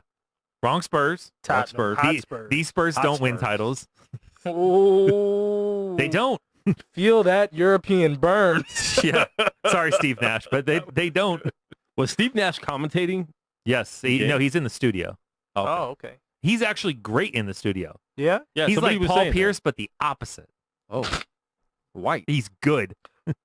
Oh, had to go racial. Oh, I'm not going racial. No, Paul not Pierce, him, not you. This guy. Paul Pierce is trash, and he looks like a turtle. Oh my goodness. We all know not, it. Not you. So you don't this like guy. his face? No, I Oh. don't like his face. His face I don't like. See, it works. See. Somebody else didn't like it a lot of times with a knife either. Oh. 7 times And to then be he exact. took it way, way out of bounds. Anyway, so congratulations to my favorite squad, Liverpool. They deserved a trophy. Even other teams that hate Liverpool in the Someone Premier didn't League like it with a knife. are like, this team deserves a trophy because they're phenomenal. Oh man. They I had told one you- loss in the league and Told didn't win the league. You could say you don't like somebody's face. It's all right. Yeah, but when different. it's Paul Pierce, it makes more sense. So it was just so horrible that I said I didn't like her face. Yes. You guys both like jumped on me with both feet and your She parents' doesn't look feet. like a turtle. Respect the females, Josh. I respect all females. Actually, Do you? I am a feminist. All right, let me get my 2 minutes in for the Stanley Cup final. Yeah. Boston murdered 187 Wow, that the was tragic. St. Louis Blues on Saturday. It was so hard to I watch. haven't heard any more from Steve Huff on them. It was goal since after then. goal. Right now, St. Louis is up at home 1-0 in the first, which actually, let me get this baseball game off. Thank And God. That's like life after death because they got killed. That they, game was they disgusting. need to bounce back and get this. They don't want to go down 3-1 going No, back to Boston I'd rather it just be done. So I don't want Boston to win. I'm literally about to check my my fantasy situation right now because I still need. Yep, it's over. You've been checking your fantasy situation for about half an hour now live on the show. It's over. I'm down by 7. Oh, Yep. what a shame. Frickin' David. He's Krejci. like a millennial over here. He's been on his phone the whole show. I have not. Isn't Josh a You millennial? missed I Dave's. am also am not. You missed Dave's whole 2 minutes. How old are you? I'm You, about to be 35. he's Yeah, that's a millennial. That's I'm not a millennial. That is fully in the That's range. not Generation X. It, You are a I'm not a millennial. millennial, thank you, sir. Okay, well, Hold on. Serious. I'll Josh show- a millennial. Yes, he is. Yeah. Oh my God. Josh Williams is the definition of a millennial. Not at all. Josh will come at any woman in their DMs, but not the way you Let's think. see. Hold on.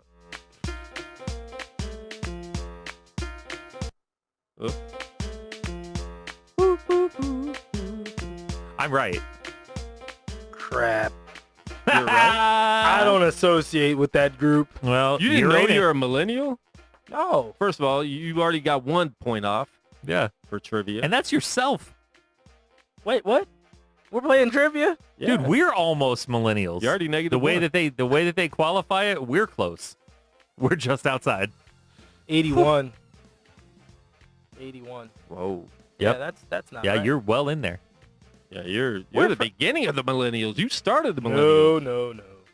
Josh Willennials. Wow. It go Josh Whoa. Millennials. Whoa, that's Will Smith. Thank you. That was Oh, an that's album. right, Millennium. Millennium. That was an album. Did that have Getting Jiggy With It on it, or Miami, No, that was or some other trash? Will Smith is trash. His movies of late are trash. It was 96. It was all the way to 96. So it's Okay. 81 to 96. I would say more 92 on or millennials personally to me. I'm an 80s baby. Thank you. I remember the Care Bears. All right, trivia question number 1. For I think we have an oatmeal cookie. Oh, For the like prize. oatmeal Well, cookies. he has to eat it. I can't eat that. Why? No sugar. I thought that was last month. No, it's this month. Anyway, sugar-free oatmeal cookie. I don't want to. What year was the first year the NBA Finals was held? Oh, I don't know. Josh. 1952. No. I don't know. 1947. Okay. I felt like it was 49. I but did not have the I- answer, and I was not going to lose a point. Got to take a shot. All right, I feel you. Like you're taking a shot at that girl from Atlanta? That's horrible. That shot's already been taken. How Go! many NBA Finals have the Boston Celtics played in? Oh, Ooh. wow. Can we do over under? That's a question. I'm seeing if anybody got it first. Dave No. looks like he's Dave doesn't have it. That's a lot because they've had some losses. I'll give it a shot. Dave. 22. And that's wrong. Whoa. How many, Josh? How many do you think Dave's wrong by? Not much, but I think it's probably 24 to 25. 21. Oh, I almost said 21. I No miscounted way. one. They've won 17 out of 21. Yeah, they Well, didn't go very often when they lost. I can think of all four. How many The Lakers. did they not lose in the Lakers? 70s? The Lakers 3 times. No. I don't think they've. No, the Lakers twice with Magic and Well, they and lost Bird. to him But with twice with KD Magic and Bird, and and then one Kobe. Kobe. KG. Yeah, that's 3. Yeah, that's what I'm saying. Lakers That's 3 3. times. But they didn't lose it all in the 70s? Like Dave Cowan's years, they didn't lose any in the final? Phoenix. No, did they lose? No, to they Phoenix? beat Phoenix. Yeah, It was no, just they that beat game. Phoenix. And then like JoJo White, and then they didn't lose it all in the 60s or 50s? They had to lose one more somewhere. Wow, just one. That's impressive. Okay, It was. All right. I think they lost to the St. Louis Hawks. Something like that. sure. I can't imagine who else it was. I know, like, I think Sure. I'm right. maybe the Philadelphia Warriors, possibly. No, they were the same conference. All right, what player this year has connected the Shaquille O'Neal finals? Still going on this year. Oh, I knew that. Oh, I actually I do saw know this. that. It's Danny Green. Danny Green that's a- yeah, played it yeah, with yeah. the Cavs. Yeah. That's I think it's like 21. 21 straight finals. It's crazy. Well, I Was it actually 21 think or was it no, more? it's It was more more. than that. 20 It's all the way back in the 4. 90s. Yeah, it's a long time. Yeah, it's 20 it's way more than 21 It's almost years. 30 years. I saw the stat and I was in shock. Well, no, they bring it up every year. So what that is the The 6 NBA Finals has degrees. had somebody that's played with Shaquille O'Neal. Well, because you got to Somewhat. remember, you got 8 straight years with LeBron. Well, you can also count Wade too, but 8 straight years with LeBron. Yep. Now, Danny Green kept it alive this year, or it would have been dead this year. Trying to think of who else is in the league. LeBron will not be going back to it next year, that's for sure. Possibly. Anything's highly possible. likely. Anything is possible. Okay, no, you said highly unlikely, but it is No, I possible. said highly likely. No. That's I'm picking Lakers to win All next right, year. Genie Bus. You picked him to win this year, too. That's fine. I'll How'd pick that them work every out? year. I actually picked OKC to win 2 games. Dang it, David Krejci, I need you to score. Wow. Can you Oh. switch sheets next time? Oh, it was so cute. My I can't help that I got here later. Gary earlier, he was great. I love that generation. That's a great generation. I What are you believe talking they're about? referred to as the greatest generation. They Yeah, he'd be in he's 87. He's older than that generation. No, greatest generation His baby is not boomers. older than that. No, before the baby boomers. They're considered the greatest generation? Yeah, before. Really? I mean, probably not for black people, but I hate your life. Your entire existence is hated. But am I wrong? Oh my god. Yeah, no, it's not. Make America Great wasn't It's like great when for I've us. recommended shows to people, it's like, man, Mad Men's a great show. I mean, granted, there's not a lot of black action in there, but it's a fantastic show. That's okay. I don't mind that. Look, if I respect good writing. If you can write, Yeah. you can write. Plus, it would be a little unrealistic to like have a black guy moving up the advertising ranks. Yeah, really, right? In the early 1960s. Unless you're really, really gonna like have some real deep places that you're taking this character. this character's being taken somewhere. I promise. Morris Chestnut is the only person that can play the role. Morris Chestnut. Or Blair Underwood. That's it. Anybody else? Blair Underwood. I don't believe it. Blair Underwood is a jazz musician. It better have been David Krejci. Oh, Lord. All right, you guys ready for another question? Sure, Yeah, I'm sure. always ready. All right. Who won the NBA Finals MVP award in 1989? I couldn't even get it out. I think I 1989. know Dave. that one. Joe Dumars. Wow. Oh, I didn't. Good I job. was gonna say Vinnie Johnson. The microwave did not win a Finals MVP. It was a good shot. It was a shot in the dark. I at least knew. That is a real shot in the dark. I at least knew it was the Pistons. We're gonna do some MVP trivia now. Who won the MVP? MVP or Finals MVP? Finals MVP. We're doing all finals trivia. 1978. Oh, well, that should be you. That's you. 78. 1977-78 season. Who won? Dennis Johnson. Dave, do you think he's right or wrong? He's not right. Okay, I took a shot at least. Yeah. Taking shots. I'm trying to remember. I know the answer and it's killing me. It's Do you his know team. the team? Do you know the team that won? He won.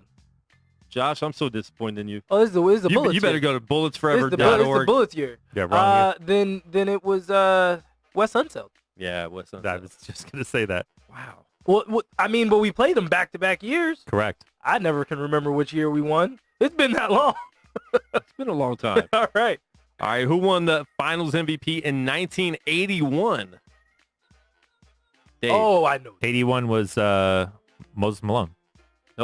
Nope, I don't, because that was 82. That was And 83. Oh, 83. 83.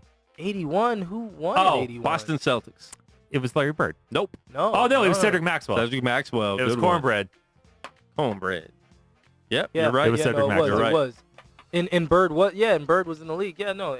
Jeez, I always Cedric forget. Maxwell had a good finals. Yeah, that was the last That was the thing he last did. of Cedric Maxwell. Who won the Finals MVP in 1973? Oh. Walt Clyde Frazier? Nope. Willis Reed. Good team. Yeah, Willis Reed. Oh, I never heard the end of Quirky Party. That doom. Never played it all the way through. Huh? Yeah, Hey, it should be Luke. The quirky party should never end.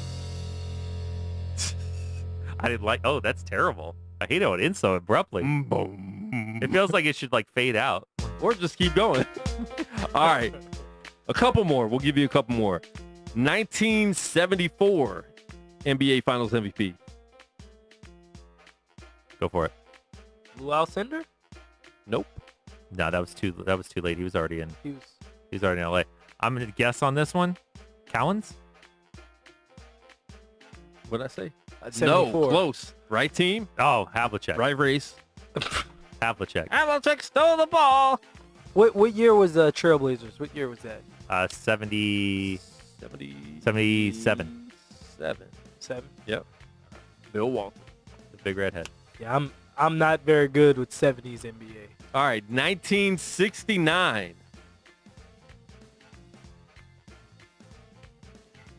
Bill Russell? First and only player, which could have been LeBron. LeBron could have did this in 15 to win an NBA. I mean, was it 15 or to win a MVP on a losing team? Oh, That was Jerry West. Jerry West. Jerry West did that. Yeah. Crazy. And LeBron almost did, but they give it to Iguodala instead. I don't think you can do that. In today's game, you can't really do They that. don't. LeBron was very close to it. No, He dominated that series. LeBron was in the discussion. without Kyrie and without Kevin Love. he won what? He had Matthew won two- Dellavedova starting. He won 2 games. They had Dellavedova and the big white dude who played for the Lakers got traded for Russell. Oh, what's his name? Yeah. Mozgov. Mozgov. Yep. Timothy Mozgov. Yeah, he took 2 games off that team with that. Yeah. And they got Tristan Thompson a contract off of that. No, thanks, Clutch Sports. All right, so we're all winners today at NBA Trivia. I want to thank everybody for playing. We're going to do trivia a little different next time. Instead of raising hands, we're going to make somebody put on headphones and listen to music. And you have a minute to answer as many questions as you can. I like this. And then we could even bring people in and challenge the winners. For money, for a big cash prize. Bingo. Bingo, For bingo. money. All right. Do we have any, you guys got any today? You unfriended Oh, me. yes. I do. Go for it. Shall I go first? Sure. Macaulay Culkin. Oh. Macaulay Culkin pleaded with Drake to slide in his DMs because Drake had a hoodie yesterday that basically had Macaulay Culkin's Home Alone face on the back where he was screaming, Kevin. saying Kevin, like I as wonder if who wrote that idea for him. Lord knows he didn't come up with it himself. But I was He has just a ghost dresser. I'm just on he's got a ghost dresser too. I'm just saying in terms of who pleads with another dude on a public forum to slide in your DMs. That's just a little, I don't know, it's uncalled for, a little questionable. You're way overthinking this. Wow. Hey, I'm just saying. All right. Give me something. You unfriended me. Can you unfriend someone you never liked in the first place? Because my answer is Drake. Drake is awful. Drake is a curse in the sports You world. can call him Aubrey like the Yeah, Warriors were like- doing like it. Clay yesterday. Clay and Like KD said, were see you in going the off Bay, on him. Aubrey. Bum ass.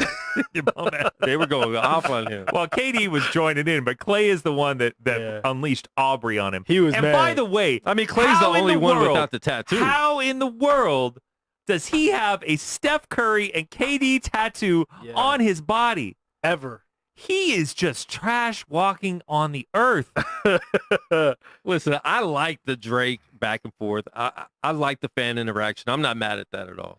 But he is so weak.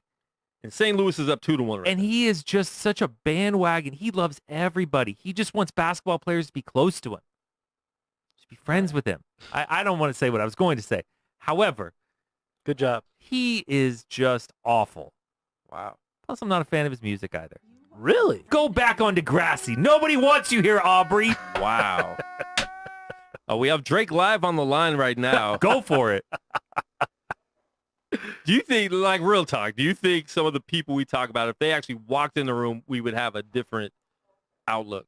Do you think that I would not- change my I'm not opinion for Dave. I anyone? think you would. If Drake came in here to do an interview with us, you'd be nicer to him. No. No, you would ask me not to be here I've met that him day. many times. Not very impressive. He's very socially awkward. No, you would ask me not to be here. Incredibly Because socially you know awkward. that I would not be able to not be myself. I don't care about Drake. What's Drake going to do for me? Well, I maybe mean, I if he would say at donates least to as the- much. Can He I donates say? to the radio show. I mean, Can I say he? Well, I mean, all right it'd for be him. more than he gave to his son. oh my gosh. Shout out Adonis. It's not your Drake. fault. All right, I'm unfriending everybody that's told me to work out and eat right. You want to look better. You know what I'm saying? You'll never be anything in life if you don't have the physique. Listen, man, if Thor and Andy Ruiz Jr. taught us anything, the dad bod is in, Dave. That's beyond a dad bod. That's a me bod. That's obesity is what that is. Actually, I think he's fatter than me, which is saying something at this point in my life. Come on, Dave. You're not fat. That's right. not correct. Dave, we're going to do a weigh-in. Take your shirt off right now in front of the Absolutely camera. not. We're going to see if you look like Andy Ruiz Jr. We're going to put Absolutely a not. picture side by side. Absolutely not. Dave, Suffice not it to even say, close. it ain't pretty. It's not even close, Dave. I am not in shape. Dave, you might not be in shape. Listen, Andy He's in Ruiz a shape. Jr. There's a difference. is the heavyweight champion of the world. Looks like the cook. Emphasis on heavy. Hey, he won that. And He listen, won that. hey, I give him mad props. And he's the first Mexican heavyweight of all time. Wow. I mean, name two more heavyweight Mexicans. John Ruiz. that was Sadly, because he was John well, Ruiz is the worst fighter ever. And John Ruiz is the one that I was actually going with in terms of being the other champion. Yeah. He never had a title. I think he had Wow. like a minor title, Okay. like one of the ones that nobody really counts. Okay. He had one that was that was forfeited. He had like the ABCDEF title. Wow. Yeah, but listen, man. Pizza all day, tacos all day. Don't worry about what people say, guys. Live your life. Live your life. Listen, we're here live every Monday, 4 p.m. West Coast time, every Thursday, 2 p.m. West Coast time. We might be 5 days a week, man. If we keep getting good interviews, might as well, right? So, a lot of sports You going gotta on. get some more interviews. Big Three's coming up. Yep. When's that start? 22nd, I believe. It's the second to last week of June. Yeah. All right. So you're going to be traveling a lot? Yeah. Back traveling with my other stuff as well. Cool. So I'll be in when I'm in. July I'll be here a little bit more.